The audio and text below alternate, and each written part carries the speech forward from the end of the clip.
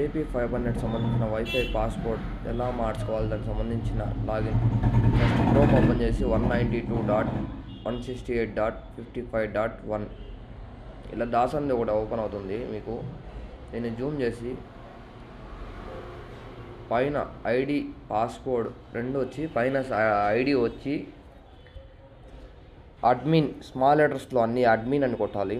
కింద password vertex 25 VERTEX vertex 25 small letters. Capital letter ఒక్కటి కొట్టినా కూడా లాగిన్ ఓపెన్ కాదు, అన్నీ స్మాల్ లెటర్స్లోనే టైప్ చేయాలి. ఆ తర్వాత ఇలా వస్తుంది.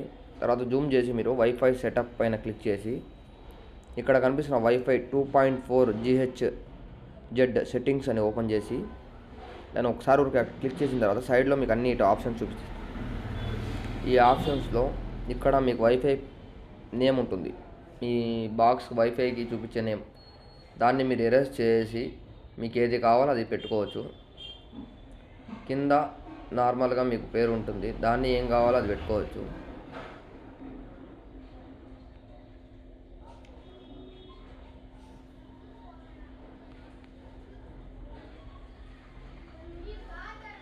పెట్టుకొని కింద అప్లై కొట్టగానే మీకు వైఫై డిస్కనెక్ట్ అయిపోయి మళ్ళీ కొత్త పేరు మీరు ఏమైతే ఇప్పుడు పెట్టినారు, ఇక్కడ కామాక్షి కేబుల్ నెట్వర్క్ నేను పెట్టినానో అదే చూపిస్తుంది.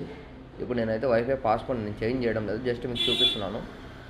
ఒకవేళ చేంజ్ చేసిన వెంటనే మీకు నేమ్ అనేది మారిపోయి మీకు వైఫై కొత్తగా ఓపెన్ చేసినప్పుడు మీకు వైఫై పేరు చూపిస్తుంది.